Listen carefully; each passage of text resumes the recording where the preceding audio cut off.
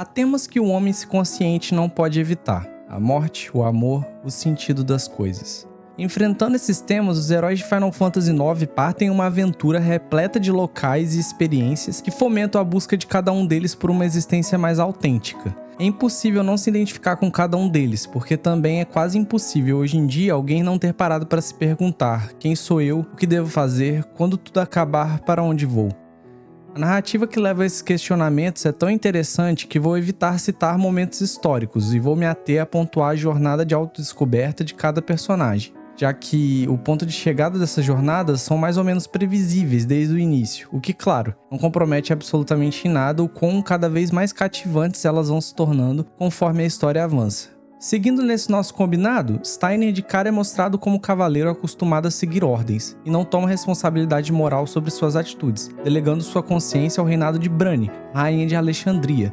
Porém, afastado do ambiente que reforça sua autoridade e também a autoridade a qual está submetido, o capitão é forçado a encarar o quão enfadonha para os outros e até para a própria princesa a sua superproteção em relação a ela. E nisso, gradativamente, as circunstâncias ameaçadoras chamam Steiner a refletir acerca do seu papel no mundo e nas suas escolhas pessoais, e fica evidente o quão desconfortável é esse processo para o personagem. Conhecemos logo também o drama vivido por Vivi, um mago negro e também um garoto, perdido e curioso, e desconhece sua origem e seu propósito. Criado por um avô adotivo com intenções iniciais nada ortodoxas, o pequeno mago, ao descobrir seres semelhantes a si, busca compreender por que seus iguais agem de forma tão diferente dele e, no fundo, questiona quem é e por que existe, o que o deixa, por muitas vezes, bastante confuso. Nessas descobertas, acaba por se deparar com a própria finitude e é obrigado a formular um sentido para a própria vida que alivia a passagem do tempo. Por fim, o personagem constrói seu legado e transmite a importância de termos pessoas com quem nos importamos. Zidane já havia buscado respostas de modo parecido. Entretanto, não tendo achado, decidiu que sua família deveria ser aqueles que estão presentes, e seu coração deveria se dedicar não a um destino, mas às próprias escolhas, abraçando as consequências. O que fez com que, quando eventualmente, sem buscar, achasse a resposta que antes procurava, não encontrasse sentido algum naquilo, que não fosse continuar sendo ele mesmo junto a seus companheiros, confrontando a inevitabilidade da morte com a esperança que pulsa da vida. A virtude, paradoxalmente, do nosso ladrão é dar muito mais do que receber. Zidane ajuda Vivi, protege Aiko, confia em Steiner, se compadece com Amarant, demonstra paciência com Quina e ama Garnet, tudo sem expectativa de ser recompensado por isso, apenas baseado em seus valores. Já Garnet, a princesa de Alexandria, começa esse enredo bastante tímida, insegura, porém vislumbra desafiar sua realidade. Acumulando experiências e amizades genuínas, a personagem encontra confiança em si, para enfrentar os desafios que trazem a responsabilidade que decide assumir sem deixar de ser verdadeira consigo mesma, tornando-se a pequena e afiada Dagger. Assim que encontra essa força, pôde exercer o seu lugar no mundo mesmo na ausência do seu amor, e já na presença e retorno de seu amor, pôde demonstrar a fragilidade em um abraço, que só os fortes que desbravaram o autoconhecimento se permitem. Como a princesa, Aiko era sozinha, uma personalidade alegre, determinada e um pouco rabugenta, mas que inicialmente deixa sua carência tipicamente infantil se confundir com amor. Conforme avançam os eventos, sua gentileza e seu lado protetor florescem, conquistando uma verdadeira irmandade, até de quem acreditava rivalizar, achando uma missão em acolher aqueles que se sentem perdidos e sozinhos. Como perdida estava Freya, no começo da história, por conta do desaparecimento de seu amor. Seu final, marcado por uma perda irreparável, nos alerta para situações absurdas da vida, as situações que escapam do nosso controle e previsibilidade, as situações que nos forçam a ser resilientes em meio ao caos e fiéis aos nossos sentimentos mesmo diante das tragédias. Também temos outros dois membros no grupo que, apesar de menos elaborados, trazem pontos igualmente interessantes.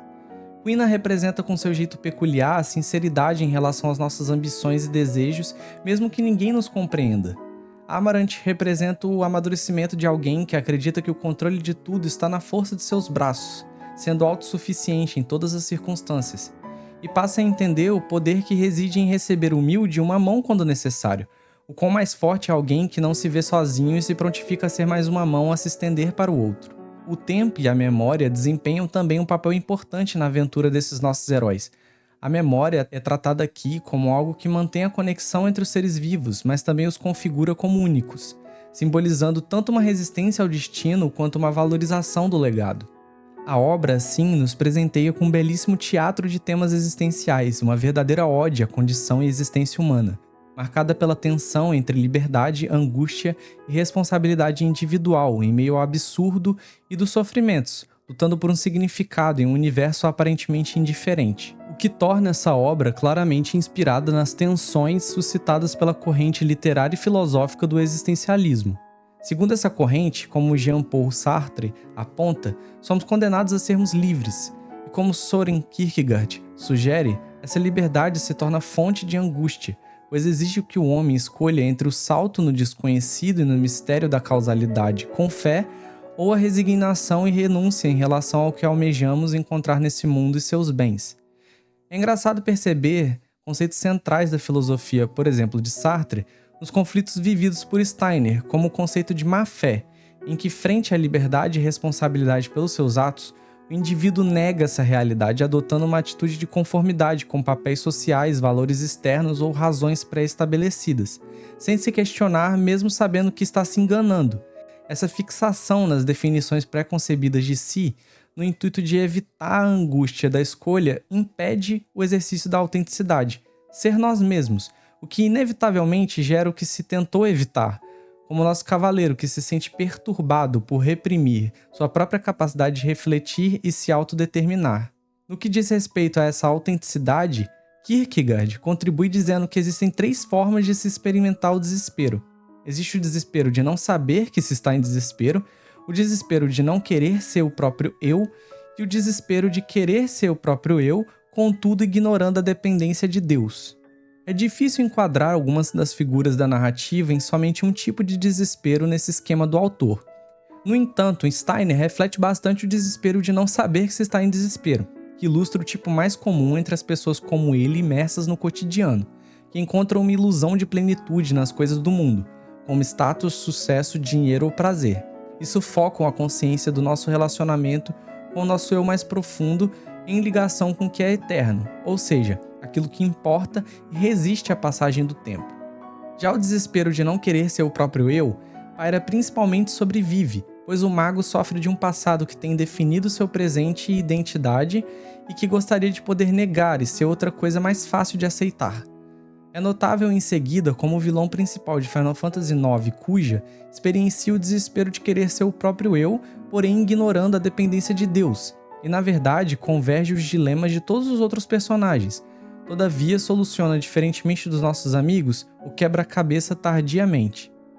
Abro um parênteses para dizer que digo Deus aqui para me referenciar àquilo que está dado, e não escolhemos, ou seja, tanto a vida quanto a morte, o acaso e a sorte, as condições em que se vem ao mundo e o universo a que se vem, aquilo que misteriosamente decide por nós as nossas circunstâncias, como um caos que tudo ordena. Somente no seu fim o vilão admite ter negligenciado na sua busca por poder e controle as conexões humanas, o amor e a amizade, que significam a vida frente à morte, ao ver o risco que Zidane incorre para salvar aqueles que em teoria não merecem, por conta da sua visão esperançosa e o cultivo de valores que se elevam acima da vida e da morte. Essa relação final entre os dois mostra o quão podemos superar o sofrimento e as incertezas se tivermos um sentido construído sólido para nos firmarmos. Viktor Frankl, psicoterapeuta e neurologista austríaco, ressalta exatamente essa questão em seus livros. O autor, preso pelos nazistas em 1942, logo observou que nos campos de concentração alguns sucumbiam à desesperança, mas notavelmente muitos mantinham a esperança. A diferença percebida era exatamente na capacidade de encontrar e formular um sentido, um ente querido para reencontrar, uma crença para exercer ou uma obra para terminar, e se agarrar a isso com convicção, por mais que fosse posta à prova, algo que acreditasse mais que a própria vida e que a fizesse valorizar ainda mais, por agora ter um norte. Portanto, quando se possui o porquê da vida, então se suporta quase todo o como. E no mais, como é imprescindível continuarmos sem duvidar de um amanhã, não é mesmo? Inestimável aprender o ritmo de nossa história e as melodias da vida conforme espontânea é a nossa dança. Final Fantasy IX é belíssimo e recomendo a todos os fãs de RPG como eu darem uma chance a essa reconfortante jornada. Para você que chegou até aqui e tem interesse em saber mais sobre o existencialismo e gostaria de ajudar o canal, estou deixando na descrição do vídeo e também no comentário fixado bons livros para te introduzir nessa filosofia. Comprando pelo link, você garante sua aprendizagem e me incentiva a continuar produzindo conteúdo. E se possível, já aproveita e deixe nos comentários qual o seu Final Fantasy favorito. Seu like também é sempre bem-vindo. No mais, inscreva-se no canal e ative o sininho para não perder nenhum vídeo novo. Tenho esperança de que o meu conteúdo vai te ajudar a curar o seu passado, planejar o seu futuro, mas viver o presente e buscar o seu caminho, que é só seu. Até mais!